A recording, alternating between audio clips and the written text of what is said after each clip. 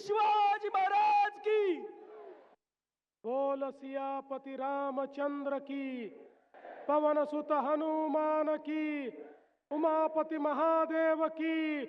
बोलो जी भाई सब संतन की, सनातन हिंदू धर्म की, गौ माता की, भारत माता की, छत्रपति शिवाजी महाराज की, धर्मवीर छत्रपति संभाजी महाराज की।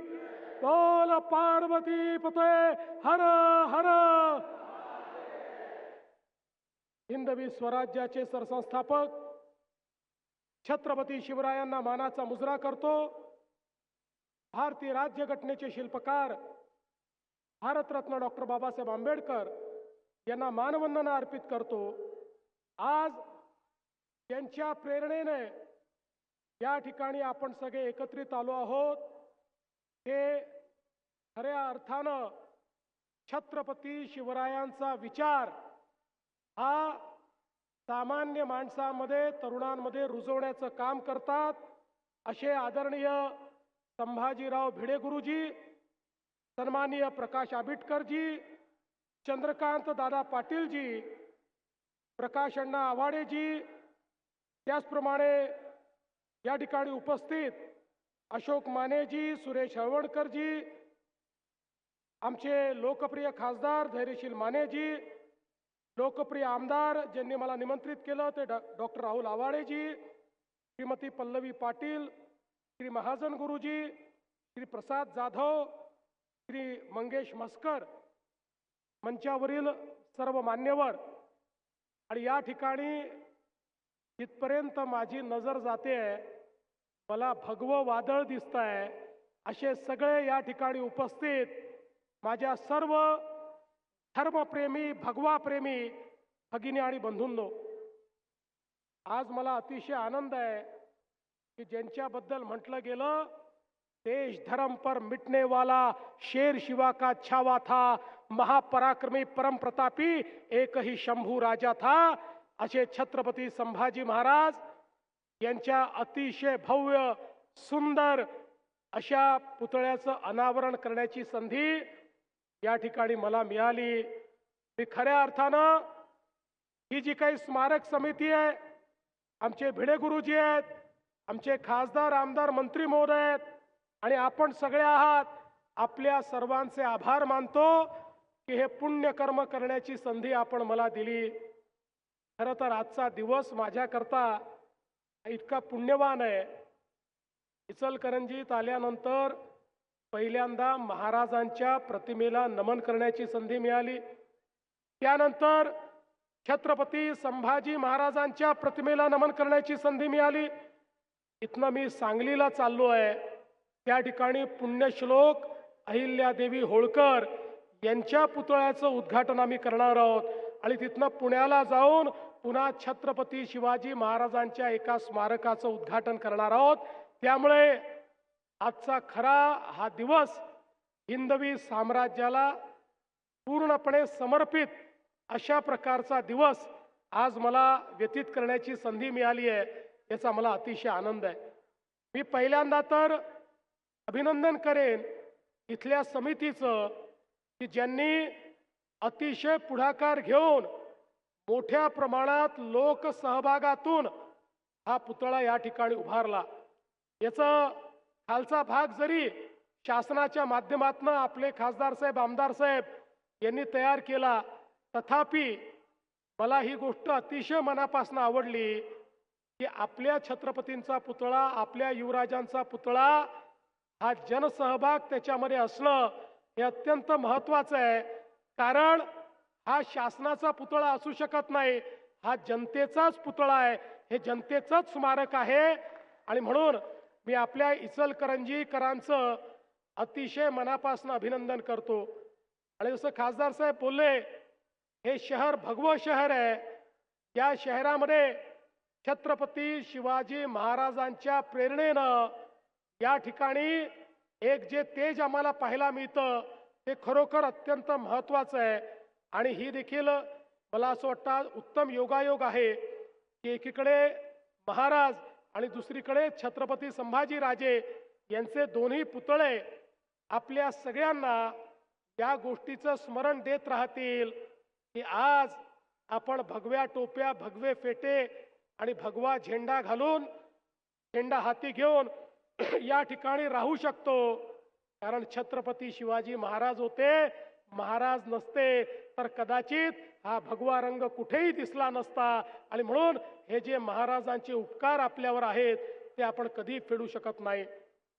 खऱ्या अर्थानं छत्रपती संभाजी महाराजांचा इतिहास हा या देशातला असा दैदिप्यमान इतिहास आहे की जो प्रत्येकापर्यंत पोचलाच पाहिजे.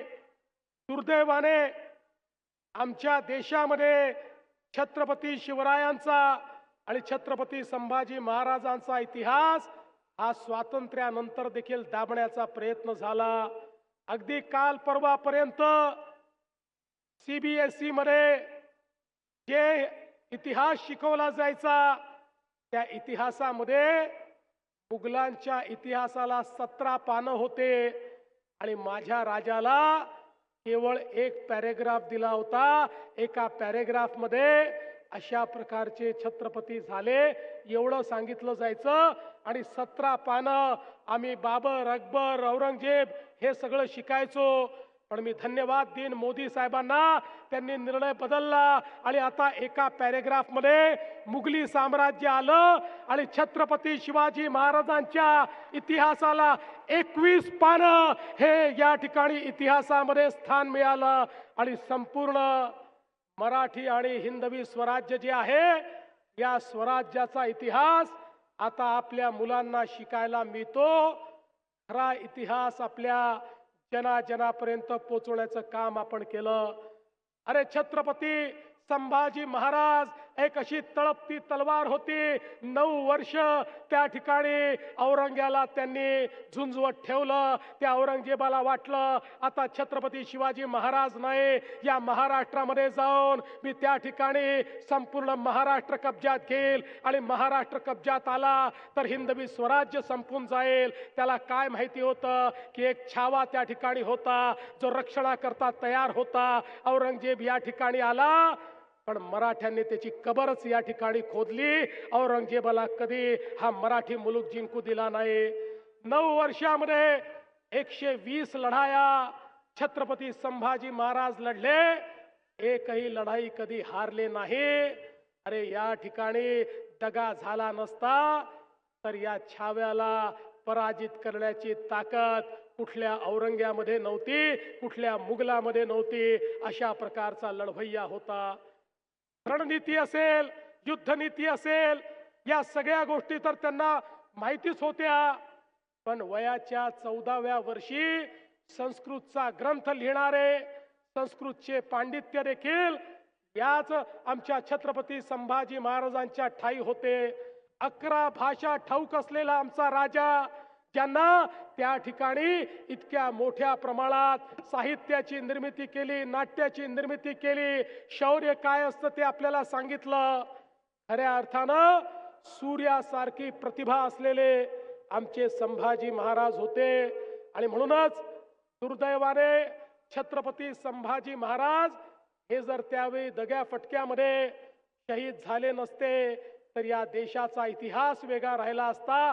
अर्थातच छत्रपती शिवाजी महाराज आणि छत्रपती संभाजी महाराजांनी क्रांतीची जी ज्योत पेटवली होती त्यामुळे त्यानंतरही मराठे थांबले नाही.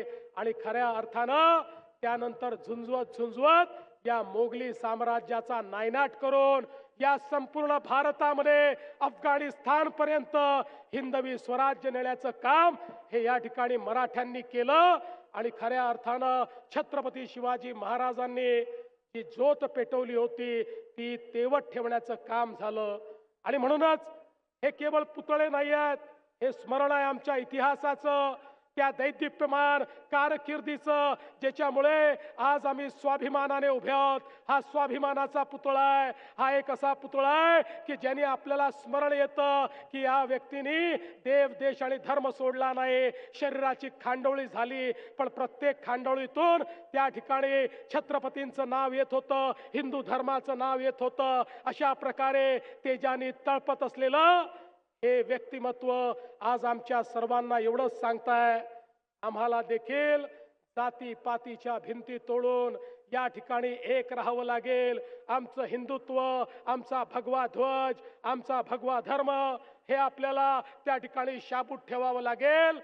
हा हिंदुस्तान जर हिंदुस्तान ठेवायचा असेल तर प्रत्येक हिंदुस्थानी नागरिकाला त्या ठिकाणी त्याच्यातलं हिंदुत्व हे जागृत ठेवावं लागेल. आणि म्हणूनच आज या ठिकाणी भिडे गुरुजींसारखे आमचे जे गुरुजी आहेत, हे ज्या प्रकारे छत्रपतींचा इतिहास हा प्रत्येक युवामध्ये रोपित करण्याचा प्रयत्न करतात, त्यातनं एक अशी पिढी तयार होते जी स्वाभिमानी आहे, ज्याला आपला इतिहास माहिती आहे. आणि आज त्याचंच एक प्रतीक या ठिकाणी या पुतळ्याच्या माध्यमातून आपल्याला पाहायला मिळत आहे. म्हणून मी आपल्या सगळ्यांचं, इचलकरंजीकर आपल्या सर्वांचं अतिशय मनापासून मी अभिनंदन करतो.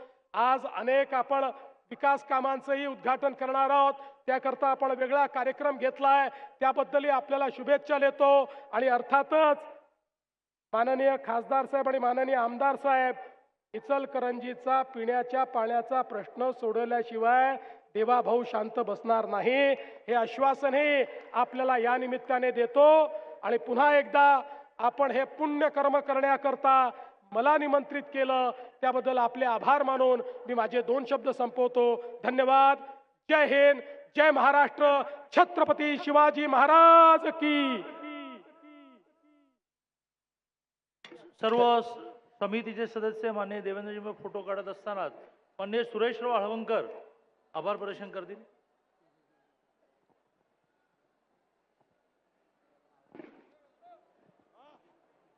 आज राज्याचे सन्माननीय मुख्यमंत्री लोकशाही मराठी ऐका, पहा, जागरूक रहा.